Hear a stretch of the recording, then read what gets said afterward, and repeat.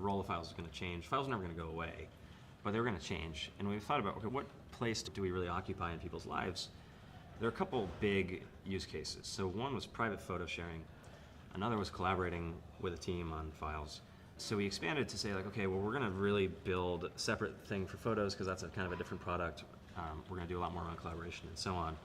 And then that was when we started to we bought Mailbox. We started building something called Carousel, which is our photo app.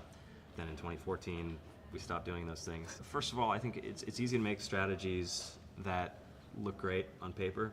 And when you think about your overall market, you want to hold on to as many use cases as possible. But at the same time, you look at photos and collaboration, it's like very different products, very different ideal business model, very different competition, everything is different.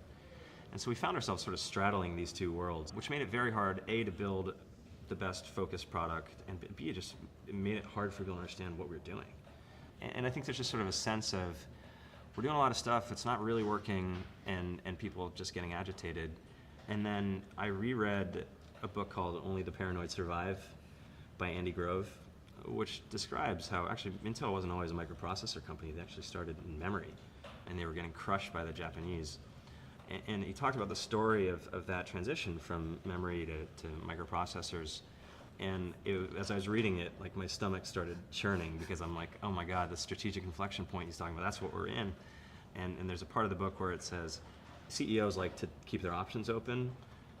What you really need to do when you're in the middle of one of these inflection points is put all your eggs in one basket and watch that basket, quoting Mark Twain. That's so true. And so I went in the office the next week and we're like, we're not doing Carousel anymore, we're not doing Mailbox anymore.